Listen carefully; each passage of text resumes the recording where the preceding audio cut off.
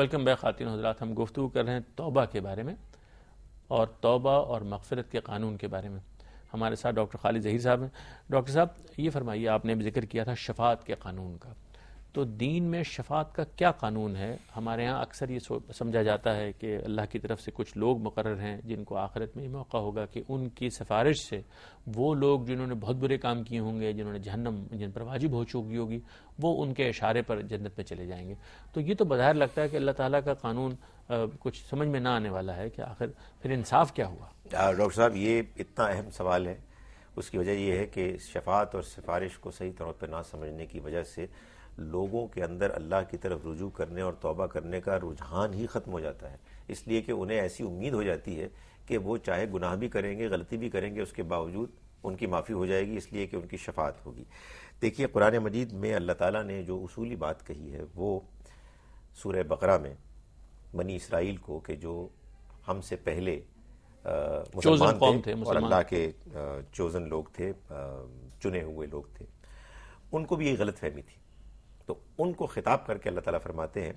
کہ وَاتَّقُوا يَوْمًا لَا تَجْزِي نَفْسٌ عَن نَفْسٍ شَيْئًا, ڈرو اس دن سے کہ جس دن کوئی شخص کسی دوسرے کے کام نہیں آئے گا. وَلَا يُقْبَلُ مِنْهَا شَفَاعَةٌ, اور اس روز کسی کی سفارش قبول نہیں کی جائے گی.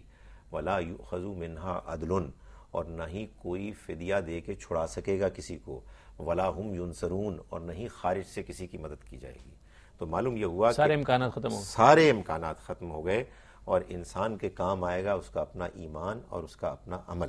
لیکن قرآن یہ بھی کہتا ہے کہ اسی سورہ بقرہ میں من ذا الذی یشفع عندہ الا باذنہ, کون ہے کہ جو اس کے آگے سفارش کرے, شفاعت کرے سوائے اس کے اذن کے. تو معلوم یہ ہوا کہ کچھ شفاعت, کچھ سفارش تو ہوگی جو اللہ کی مرضی اور اس کے اذن سے ہوگی. اسی طرح سے سورہ نبا میں اللہ تعالیٰ نے فرمایا کہ قیامت کے روز تمام فرشتے بھی اور جبریل امین بھی وہ خاموش ایک صف میں کھڑے ہوں گے. لا یتکلمون, کوئی نہیں بول سکے گا, الا من اذن لہ الرحمن, سوائے ان کے کہ جن کو رحمان اجازت دے گا, وقال صوابا, اور وہ بات بھی ٹھیک کہیں گے. تو معلوم یہ ہوا کہ اللہ تعالیٰ قیامت کے روز اپنے بعض بندوں کو بولنے کی اجازت دیں گے. اور سورہ سبا میں اور ایک اور جگہ اللہ تعالیٰ نے اس بات کو بھی واضح فرما دیا کہ اللہ تعالیٰ بعض بندوں کے بارے میں کہنے کی اجازت دیں گے, بعض بندوں کے بارے میں شفاعت کرنے کی اجازت دیں گے. جب ان تمام باتوں کو سامنے رکھا جائے تو یہ معلوم ہوتا ہے کہ اللہ کے قانون کے مطابق بعض لوگ تو آخرت میں کامیاب ہوں گے اور بغیر کسی شک و شبے کے, اور بعض وہ لوگ ہوں گے کہ جو بغیر شک و شبے کے ناکام ہوں گے. ایک درمیان کی سی بھی ایک کیفیت ہوگی لوگوں کی کہ جو نہ تو پوری طرح کامیاب ہے اور نہ پوری طرح ناکام ہے. جیسے ہمارے یہاں ہوتے ہیں نا, امتحانوں میں مارجن پر ہوتے ہیں, ذرا سے ایک دو نمبر ہوتے ہیں کہ جو پاس مارکس سے کم ہوتے ہیں, اور شاید زیادہ تر لوگ وہیں پہ ہوں گے. جی اللہ رحم کرے, معلوم ہوتا ہے کہ کچھ ایسا ہی ہوگا. اور اس موقع پر ہمارے ہاں بھی گریس مارکس دیے جاتے ہیں. تو اللہ تعالیٰ کی طرف سے بھی معلوم یہ ہوتا ہے کہ گریس مارکس دیے جائیں گے کہ جس کا طریقہ یہ اختیار کیا جائے گا کہ اللہ اپنے بعض چنے ہوئے پسندیدہ بندوں کو یہ شرف بخشے گا کہ ان کو اجازت دے گا کہ وہ بولیں اور وہ صحیح بات کریں گے اور ان کے بارے میں شفاعت کریں گے, تو اللہ تعالیٰ اس شفاعت کو قبول کرے گا. اس شفاعت سے کوئی حق نہ باطل ہوگا, نہ باطل حق ہوگا, نہ کوئی ایسا شخص کہ جو اللہ کی طرف سے جہنم کا مستحق بن جائے گا وہ جنتی بنے گا, اور نہ ہی ایسا ہوگا کہ جو لوگ کامیاب ہیں وہ ناکام ہوں گے. وہ اللہ کے انصاف اور اس کی رحمت کی ظہور ہی کا ایک طریقہ ہوگا. یعنی اس کا مطلب یہ ہے کہ وہ پوٹینشلی وہ لوگ انڈیسائیڈڈ ہیں اور ان کے بارے میں فیصلہ معلق ہوگا, تو اعزاز دے دیا جائے گا کچھ لوگوں کو کہ بھئی اگر وہ سفارش کریں انہی لوگوں کے بارے میں جن کا کیس رحم کے اور لائق ہے, تو اللہ تعالیٰ ان کو نواز دے. اس کی بڑی عمدہ مثال سورہ توبہ میں اللہ تعالیٰ نے اس دنیا کی زندگی ہی میں نبی صلی اللہ علیہ وسلم کے ساتھیوں کے بارے میں بتا دی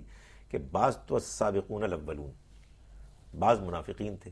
لیکن کچھ درمیان کے تھے کہ جن کے بارے میں فرمایا کہ وہ خلطوا عملا صالحا وآخر سیئا, اچھے اور برے عمل دونوں ملے جلے کرتے تھے. ان کے بارے میں اللہ تعالیٰ نبی صلی اللہ علیہ وسلم کو خطاب کر کے فرماتے ہیں کہ خذ من اموالہم صدقۃ تطہرہم وتزکیہم بہا, ان کے مال میں سے صدقہ لو اور اس کے ذریعے سے تم ان کو پاک کرو, ان کا تزکیہ کرو, اور وصلی علیہم, ان کے لیے تم دعا کرو. ان صلاتک سکن لہم, تمہاری دعا ان کے لیے باعث سکینت بنے گی. یہی حضور کی دعا ہے کہ جو دنیا میں بھی اہل ایمان کے لیے ان کی کامیابی کا ضامن بنتی اگر وہ خود صدقہ کریں، اپنے گناہوں پر معافی مانگیں، اور آخرت میں بھی یہی ہوگا۔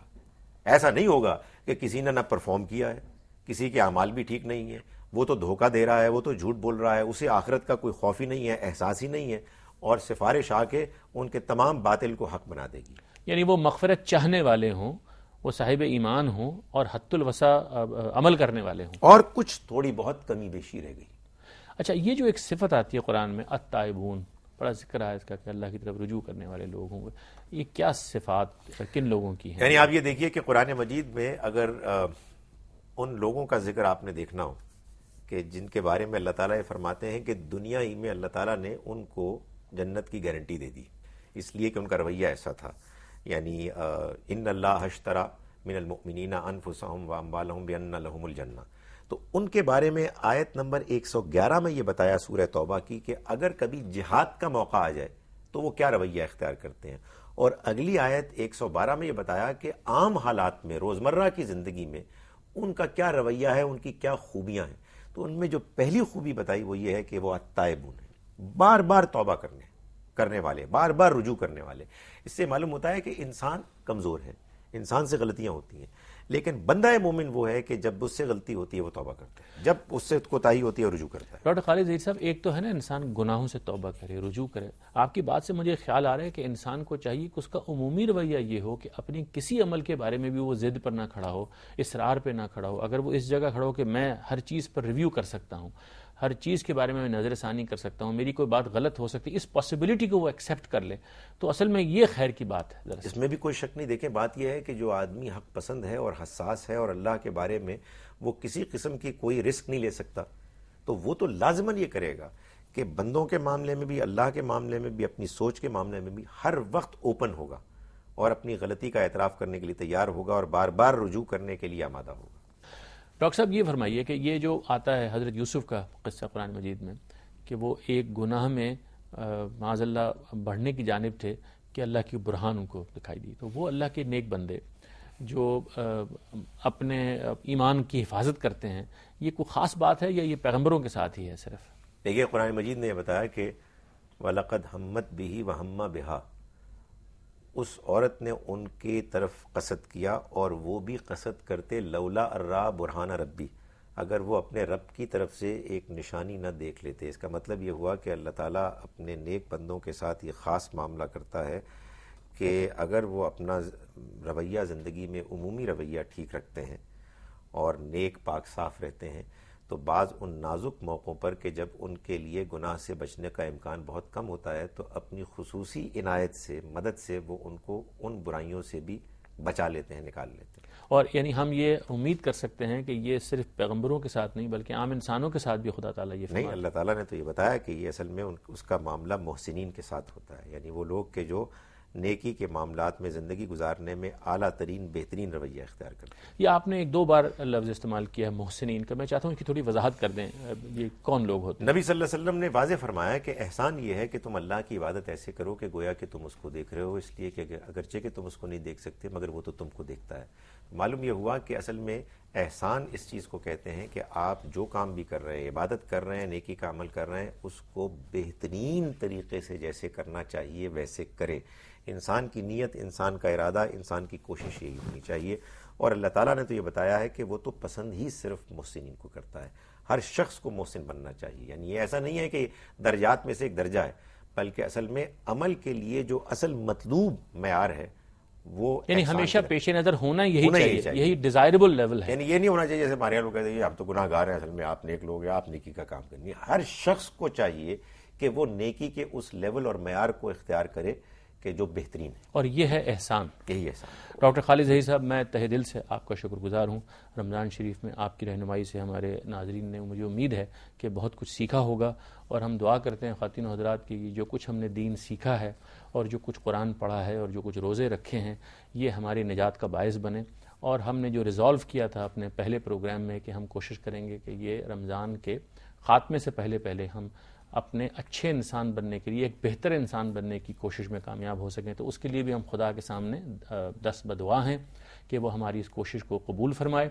اور آپ سب سے گزارش کرتا ہوں کہ ان پروگراموں میں جو معلومات دی گئی ہے اس کو آپ بہتر سے بہتر طریقے پر استعمال کیجئے. یہ پروگرامز انٹرنیٹ پر بھی اویلیبل ہوں گے، اور اس کے علاوہ بھی آپ کو فیڈ بیک دینا چاہیں ہمیں تو ہم کو آپ لکھ سکتے ہیں، ای میل کر سکتے ہیں، اسی دعا کے ساتھ کہ اللہ تعالیٰ ہماری عبادات کو قبول کرے، اس کی کوتاہیاں جو اس میں ہم سے ہو گئی ہیں اس سے صرف نظر فرمائے. آمین. آپ کو آنے والی عید مبارک ہو. اجازت دیجیے. خدا حافظ.